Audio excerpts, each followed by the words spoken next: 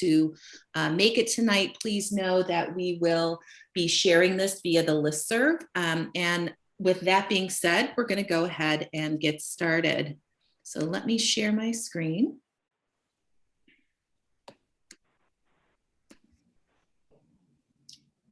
All right. So again, as I mentioned, we're joined tonight by the Newman administration team, our kindergarten teachers, our special education teacher, guidance, our lead secretary, and our school nurse. We also have Janine Crawford, who is our elementary Metro coordinator, who is not with us tonight, but I definitely know that she will be supporting our K team next year as well.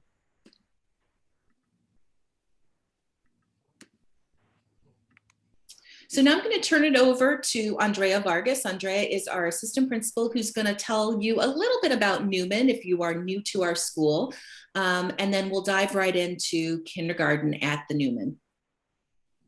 Good evening, everyone. So these are some fast facts about Newman, just so you know.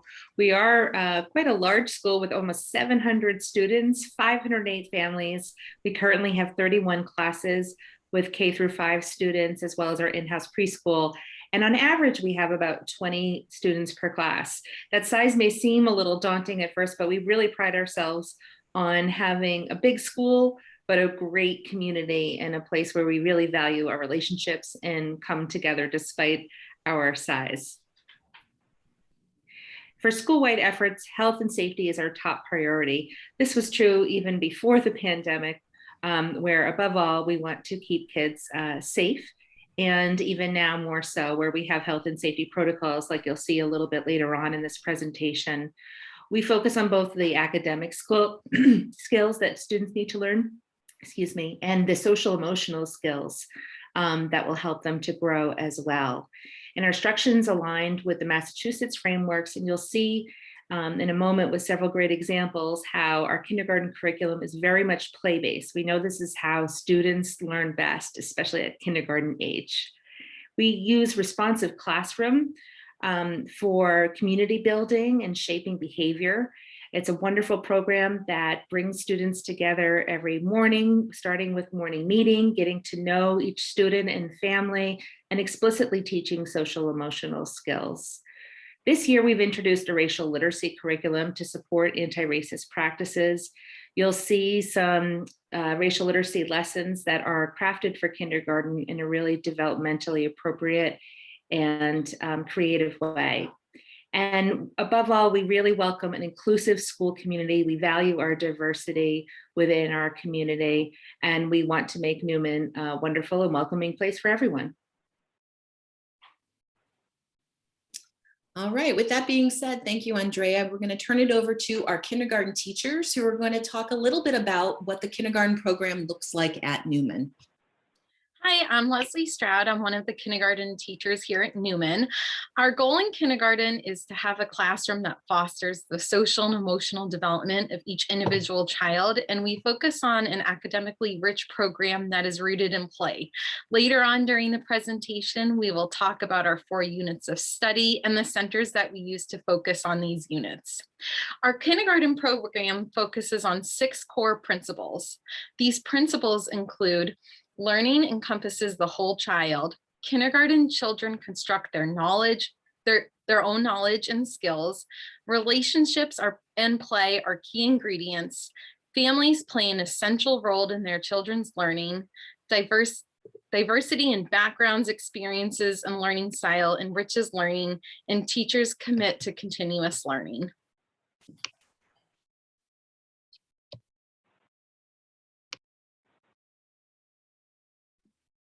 Hi, everybody. I'm Andrea Ryan, kindergarten teacher.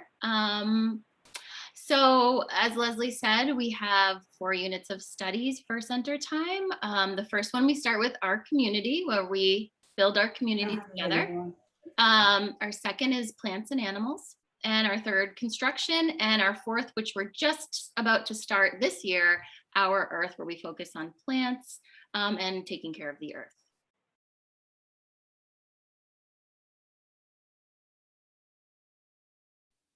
I think that's me. Okay. Anyone else claim this one? I think that's you. All right, I'll take that. All right, so our kindergarten day consists of many things, as you can see. It does feel like kind of a long day. So if you're sending your oldest child to kindergarten in the fall, know that they will definitely come home exhausted in September and maybe into October. So we start each of our days with a morning meeting. So this is just a nice way to come together. We meet together on the rug. We do a greeting. We do an activity. We read a daily morning message and do sharing. And something that you might not know is that every classroom at Newman starts their day with a morning meeting. So it's K to 5. So it's just a nice thing for kids to learn in kindergarten. And like Andrea said, just a really nice way to build community within our classroom and in our school.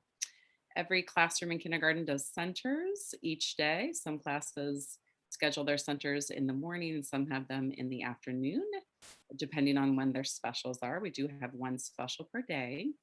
We do a whole group literacy lessons in our readers workshop, and we also can target instruction in our small group lessons. Our writers workshop right now is we're just wrapping up our how-to unit. I know some teachers wrap that up maybe in the past couple of weeks. We're just working on our books right now, and we're going to be able to share them with our families on Friday. Kids are really excited about that.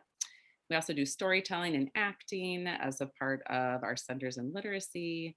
Our math investigations give kids a chance to develop their mathematical literacy through hands-on learning, which, like Jessica said, we know that your kids love to learn through play, and we really implement that in our math lessons. And I already mentioned our specials. Every kid in kindergarten has one special every day. And as Shelley said, we start each day with a morning meeting in every grade, but also we start in kindergarten every day. And we really use this time to foster classroom community, create a sense of belonging. We'll work on some academic and social skills. Children are introduced to the day's learning expectations and highlights of current unit concepts. And then just a little bit more about centers. The goal of center time is to promote child's creativity, their ability to collaborate, communicate, and think critically. So children work in learning centers every single day. They might be reading, writing, building with blocks, conducting science and engineering experiments, creating with art materials, exploring the sensory table, or they might be taking on roles through dramatic play. And teachers join children in the centers to facilitate the learning, help them develop those critical thinking skills, and to solve problems.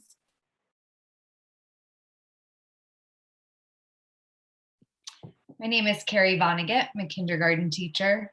Just as important as other areas of the day, kindergartners spend a period of time each day at snack and recess. This may be in the morning or the afternoon, depending on how early or late that class's lunch is. The kindergarten teachers will let you know about this. Kindergartners do have their own playground outside. This year, we've also been using the front courtyard of Newman, which kindergartens love. This is a great time to practice the social skills we've been working on, and a great time to also have a mask break. Kindergartners will eat lunch every day. Lunch is available from the cafeteria. Lunch will be free for all students next school year. We encourage students to take advantage of that and to try out the lunches, but they also have the option to bring lunch from home. We will be sending more information from nutrition services as we get closer to the start of school.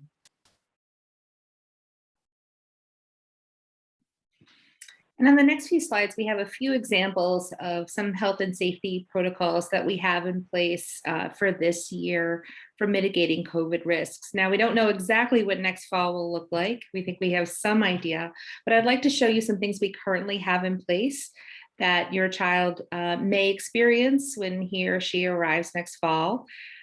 These slides here are demonstrated by none other than Mrs. Peterson and her son Drew, who was in kindergarten, I swear, just a moment ago. And now he's grown quite a bit, but he was a good model in the beginning of the year as we demonstrated proper distancing in line while lining up for the cafeteria. We generally try to avoid crowds. And at lunch, where children are taking their masks off, we have them spaced out at least 6 feet to eat lunch, and you'll see kids have designated spots. Our mascot is the Newman Lion, so we've used Newman Lion paw prints to help kids know where to sit and make sure they're appropriately spaced. Another example of something that we put in place this year, we're really taking advantage of our outdoor spaces. And we have some tents that we use for learning, for breaks, and for snacks at times. I would say in addition to the tents, we just generally spend a lot more outdoor time. That's been a nice silver lining to see in place this year. Hi, everybody. My name is Sigrid Metho. I'm one of the kindergarten teachers. Kindergarten students are fortunate to be able to participate in 6 40-minute specials every week. Our specialist teachers develop engaging, age-appropriate lessons to help students gain exposure and practice with music, physical education, art, Spanish language, responsible technology use, and the enjoyment of books. In this picture, you'll actually see a class enjoying music in a socially safe environment this year. In kindergarten, we understand that young children learn best through play. We provide kindergarten children with time every day to explore through intentional play opportunities. Through play, children learn to problem solve, expand friendships, develop language and vocabulary, and gain understanding of the world around them. Perhaps Mr. Rogers said it best when he stated that play is often talked about as if it were a relief from serious learning. But for children, play is serious learning. Play is really the work of childhood. Hi there, I'm Heather Murphy, the school counselor who works with kindergarten through 2nd grade.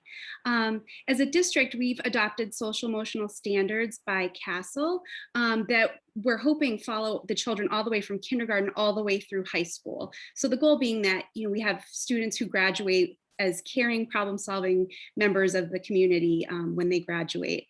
So we want them to be socially and self-aware, be able to manage their emotions, be able to make responsible decision-making, and just be overall good community members, which would be helpful. On the next slide, you'll see in kindergarten what that actually looks like. I apologize for my puppy that's barking in the background. Only when I'm speaking is when she does this. Quite an attention hog. So I'm handling my coping strategies right now because my anxiety is going like this. So I need to use some of my strategies that I teach the kids at school. So what we typically do is we talk about, identifying feelings, labeling positive and negative emotions. And sometimes that can be hard for kids, when things are hard for them to admit that that's tricky, that's really challenging for kids. So that's something we work on. And matching the size of the reaction to the size of the problem is also something that kids work on, as well as learning from their mistakes, like keeping your puppy in the screen when you're on a Zoom.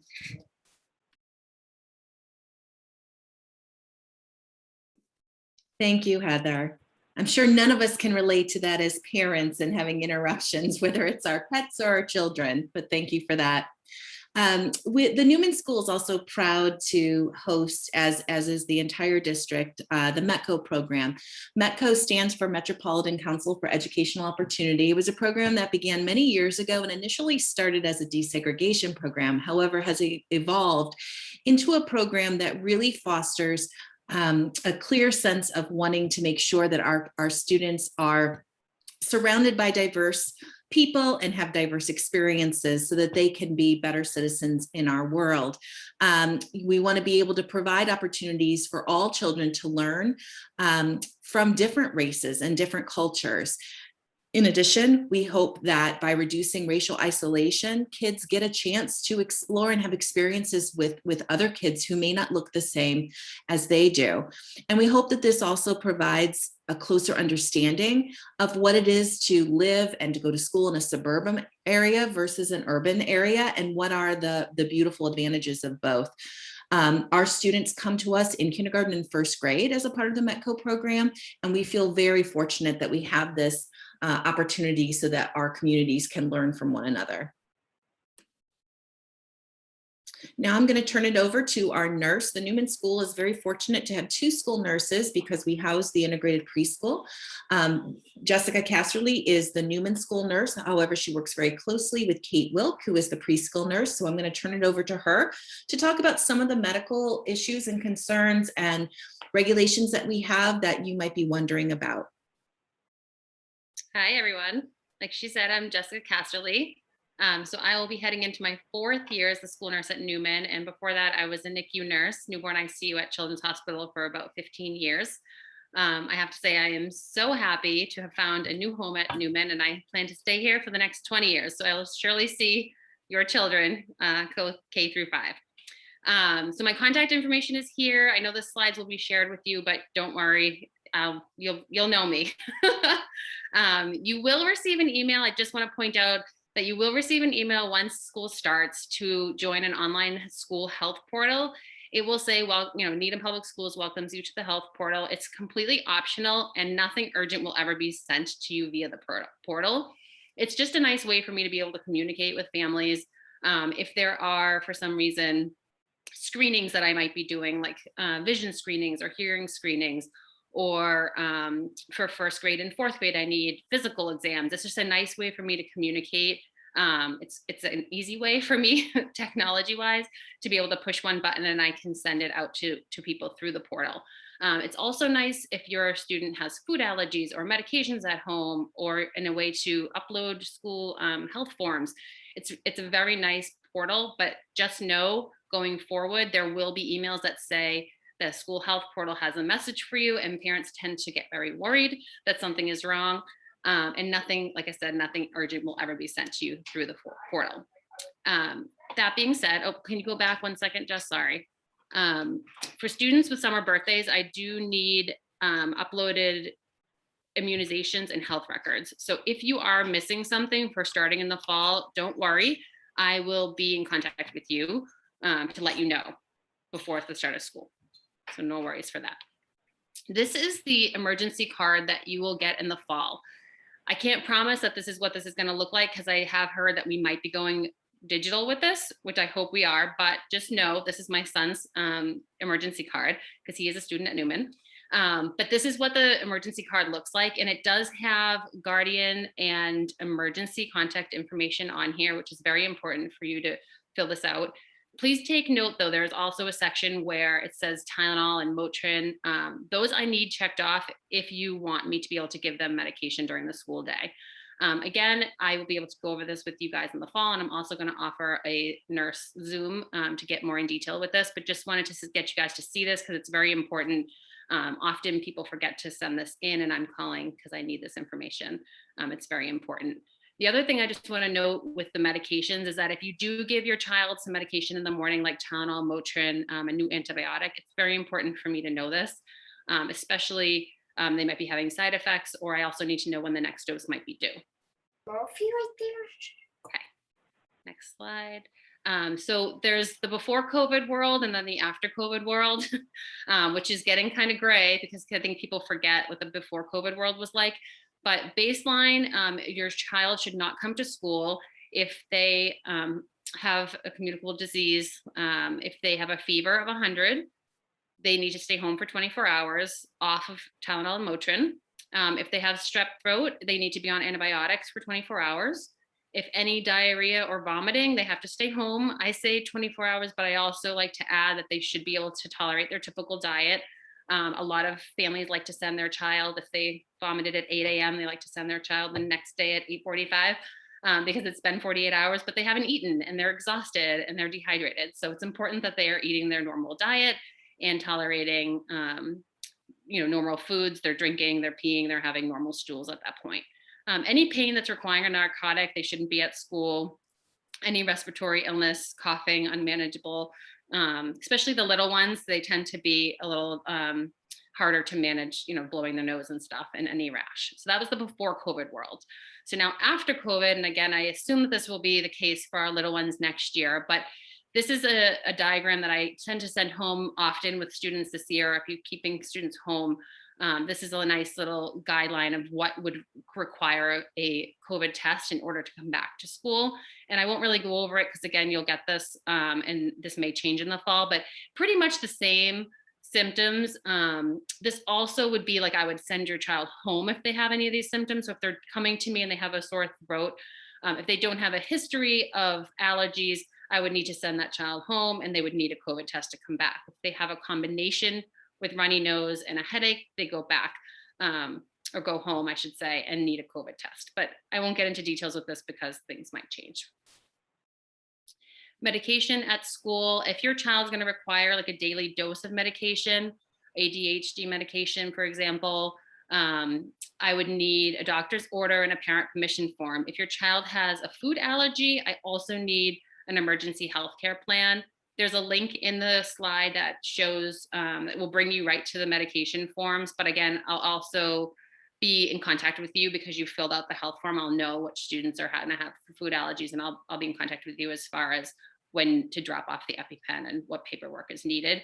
Just please note though that the doctor's order has to be dated July 1st of the current school year. I need that order to be current for the full year. So if you were to get the EpiPen ordered in March, it will expire in March. So that means if I give it in April, I'm actually not legally giving it to you because I don't actually have an order that's valid. So it has to be July to July because I won't be able to keep track of that fact that it expired. So please just note if your child has a food allergy, please to get that for the first of the year. Our school is not a nut-free environment. However, in some cases, we do ask that kindergarten students don't have certain foods for snacks that might be eaten in the classroom. Again, I can't require it, but I do ask in the case that somebody might be allergic to something, we send out a letter and request that certain foods not be brought in just for the snacks. If your child has a medical diagnosis, life-threatening food allergy, or requires medication during the school day, I will have an optional Zoom meeting. We can do it as a group or we can do it individually. It's totally up to you. And there's a Google form here on the slide that you can fill out. And then as well, let your school nurse know if your student has any chronic condition, new diagnosis, any visit to the ER, any big changes. The more I know, the better I am to keep your child in school and in class and able to learn. Nice to meet everybody. Thank you, Jess. So certainly, I'm sure in any year, kindergarten parents and caregivers are interested in what it looks like once your child exits off that bus or gets out of your car. What happens when they go into the big Newman school? And so we thought it would be important just to share. Again, some of these slides are a part of a slideshow that we actually designed for kids. And I've linked it in the slideshow, so you are welcome to share it with your child at any point in time prior to them coming to school. We're hopeful that kids will have an opportunity to be able to visit Newman prior to the first day, but again, that'll all be dependent on what the current regulations are and rules are. And if they are able to come visit, it could be that they're able to visit, but perhaps without a parent with them. So it's important for us to be able to share what this looks like. So our arrival begins at 8:30. School starts at 8:45. We ask that all families make sure you're not dropping off before that time. If you're dropping off by a car, waiting until there is staff on site.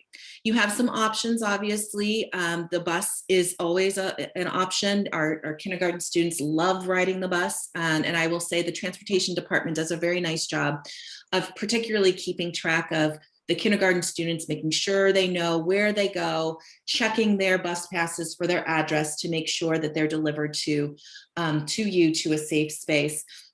Definitely check in on the transportation page about instructions on how to sign up for the bus. A lot of our families do choose to walk to school, and so we have some procedures there around walking to school that we'll share with you, as well as dropping off or picking up by car. So what does that look like? When students get off the bus, they will come around the big bus circle, and we actually, in order to make sure that we're maintaining distancing, we wait until there is a bus teacher who will let kids get off the bus so that they are coming in, not in a big group, into the front entrance. In the drive line, similarly, there is a line that you will wait in, and when a staff member approaches the car, they'll either open the door for you, or they'll give you a wave, which indicates that the child can get out of the car. In either case, when your kids get into the building, I'll show you this in a minute, there are teachers at all of those entrances to help kids find their way to their classrooms. Please know that particularly the first couple of weeks of school, we make sure we have additional staff on site, both at the bus circle and at the drive line, and where kids are walking. You'll see this is a picture of my son and I pretending to walk to school. We actually ask that if you walk or bike to school, that you say goodbye to your child at the little red schoolhouse. And we will make sure that they get from there into the proper entrance. But there are plenty of staff on site that will be able to help along the way. And particularly those first couple of days, and with kindergarten. Actually, our kindergarten teaching assistants, there's an assistant in every kindergarten classroom. They also are typically on site in order to help with that as well. I'd just like to add that the location of our kindergarten classrooms is right in the front of the school. So at kindergarten, kids don't have too far to travel, and they pretty quickly learn the routine to figure out where their classes are within the first week or so of school. Oh, so I flipped right through those. So on the flip side of that, we have dismissal. School ends at 3:10. We actually do a little bit of a staggered dismissal to allow our students that are going home by car to get to our drive line. So typically around 3:05, those kids start to move towards our drive line area, which is supervised by additional staff. If you plan to pick up by car, we'll be asking you to place your child's name on a white piece of paper to put in the windshield to help us make sure that we're moving in a safe and efficient manner. If they ride the bus or go to an after-school program that offers transportation, we have dedicated areas for those as well. And our kindergarten TAs are really great about ensuring that all kids get to the space they need to get to. And your teacher will be communicating with you as well about what your routine plan is going to be for dismissal and what to do if you need a change of dismissal. So again, the bus goes to the bus circle and kids wait outside for the drive line. Again, if you walk or bike to school, you can meet your child near the red schoolhouse where we have a crossing guard who will walk them to you. There is no playground dismissal. In the past, we've had that. I'm anticipating that that'll still be the case in order to avoid having large crowds gather. It also helps us to ensure that all of our students are matched with their caregiver and are getting home safely. The playground is only for school use. This has always been the case, but even more so during COVID. For everyone's safety, it's really only for our use. If you walk to school or walk your child to school, that is certainly fine. Some of our families I know live on Great Plain where they'll cut behind. We just ask that you follow along the perimeter of the school when you're walking your child to school so that we're sure that everyone who is there is supposed to be there for their children. So lastly, just some important information that you may or may not already know. Registration is done by appointment at the admin building. It is done via Zoom, and I'm anticipating that it will be again this year. There's information that you will need to bring or upload to our registrar, and all of that information is on our website. We are undergoing, currently we're going to be starting our placement process where we'll group students together and start to think about teacher assignments. We do not honor specific teacher requests. However, if your child does have a friend that would be a good peer, particularly during this last year, I think it's been really challenging for all of our kids, especially our littles, to have a familiar face, even if it was in a pod or in a Zoom or in a preschool perhaps. We will do our very best to make sure that those familiar faces are there. So if you have a specific request, please make sure you email me. And we'll make sure to do our best to make that happen. Teacher assignments will be happening later this summer. Likely they'll be coming out in August, just so that we can make sure that we are adhering to all of the most current health and safety guidelines as far as class sizes. And that gives us some time to make sure that we're doing that without having to make any last minute changes. A huge part of our community is our Newman PTC, our Parent Teacher Council. If you're not a part of our PTC, I strongly encourage you to become a part of it. There are many volunteer opportunities, even with COVID, without being able to have visitors. We certainly have relied on volunteers to organize play dates via Zoom, organize some events that could happen. In addition, we have a dedicated kindergarten committee through the PTC. And so I encourage you to go to their website, which I'm going to share here in the next slide, and find out more about how you might want to get involved. We hope to have a kindergarten open house in September. Typically, we have this the day before the first day of kindergarten. That's an opportunity for our students to get to know their teachers.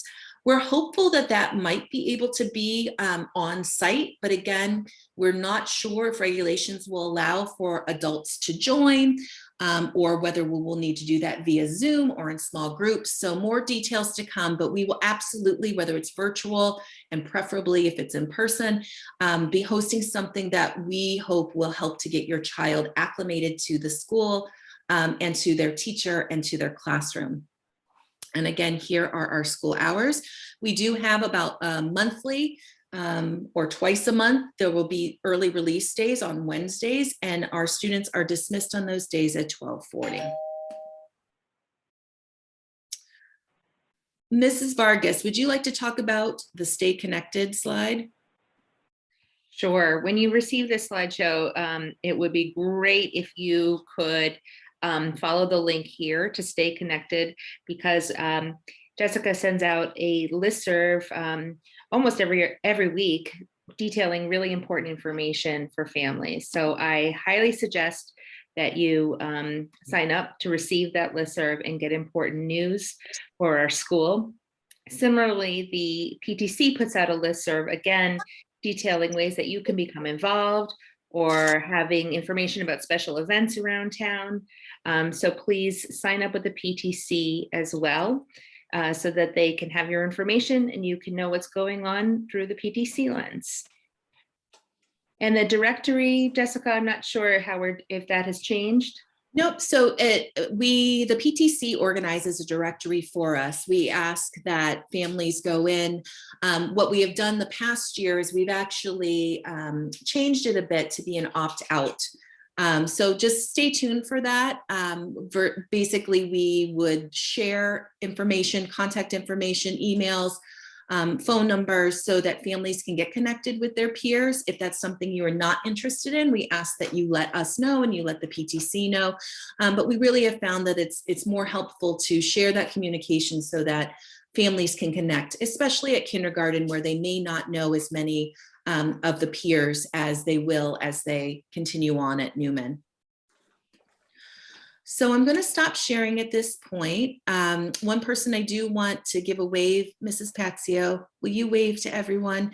Carol Patsio is our lead secretary. She is a great wealth of knowledge. If you have any question about anything that you've seen tonight or something else that comes up, she is happy to help you. If you call, email, she can definitely point you in the right direction. At this point, if anyone has a question, if you want to use the raise hand feature, I'm happy to address any specific questions you have. All right, looks like we have, is it Tuba? Yes, Tuba. Hi, nice to meet you. Hi there.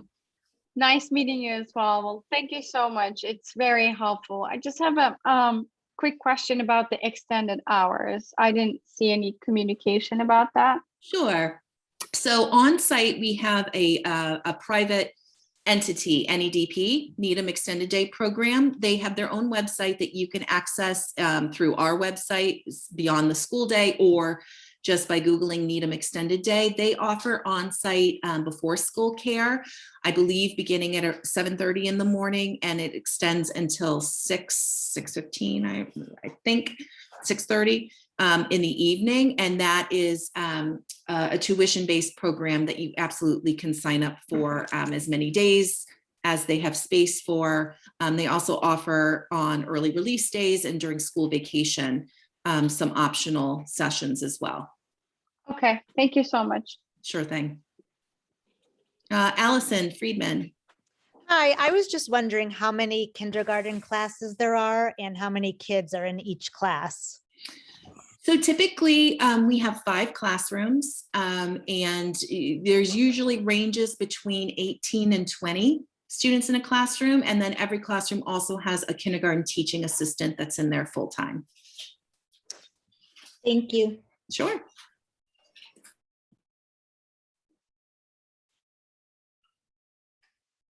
All right, well, with that being said, I'd like to say goodnight and thank you again to everyone who's here. You know, I as a parent myself, I know it is no small feat to turn your child over to school, especially in a year where, you know, you may not be able to be in the building doing the things that we typically like to do with our families. So thank you for trusting your children with us. They are in good hands and we look forward to meeting all of them in the fall. Thank you again, everyone. Have a great evening. Thank you. Thank you.